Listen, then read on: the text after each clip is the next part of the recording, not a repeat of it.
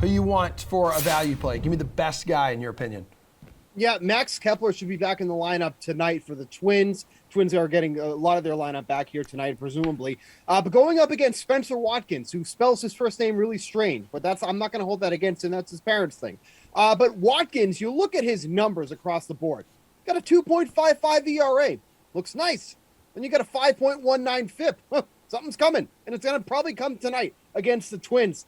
Kepler is really quietly starting to put together a solid run as of late, averaging 10.2 DraftKings fantasy points over the last 10 games, 4 home runs, 2 doubles, 9 RBI in that span, only 3,500. Those are some pretty good numbers for somebody who is near the minimum at 3,500. So if Kepler's back in the lineup tonight, should have a good spot in the lineup going up against the righty. That is obviously where he hits well. Probably batting fifth tonight, so at 3,500, feels like a bit of a steal.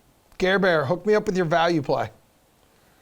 Yeah, so I'm going to make a little assumption that Jose Altuve and his very sore groin are not going to be playing in tonight's game. Maybe that's a bit presumptuous, but it's at least a situation to watch out for. And if Altuve is not playing, that means the Astros are going to need a leadoff hitter, and it's probably going to be Chas McCormick, who is just $3,000 going up against Tarik Skubal. I like Skubal, but he's still a left-handed pitcher who has been prone to the home run ball in prior aspects of his career, although he's kind of smoothed that out a little bit so far this season. But McCormick, 304 average, 129 WRC plus so far against left-handed pitching in 2022. And like I said, he has primarily been the Astros leadoff hitter when Jose Altuve has been unavailable, specifically against left-handed starters. So if you're going to get the Astros leadoff guy for $3,000, I almost don't need a name. It's just Astros leadoff hitter for $3,000, and you stick that person to a lineup.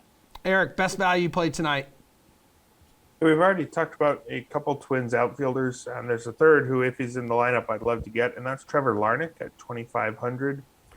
He's hitting 300 this season. That's probably not going to last. It comes with a 450 BABIP, and he's striking out over 31% of the time.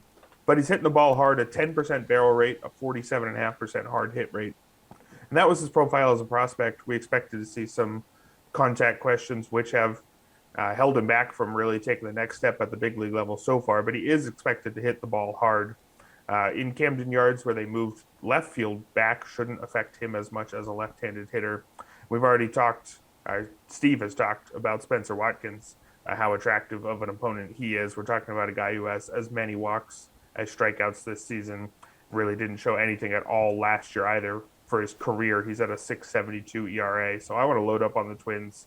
And anybody cheap with the platoon advantage, if they're in the lineup, becomes interesting in this matchup.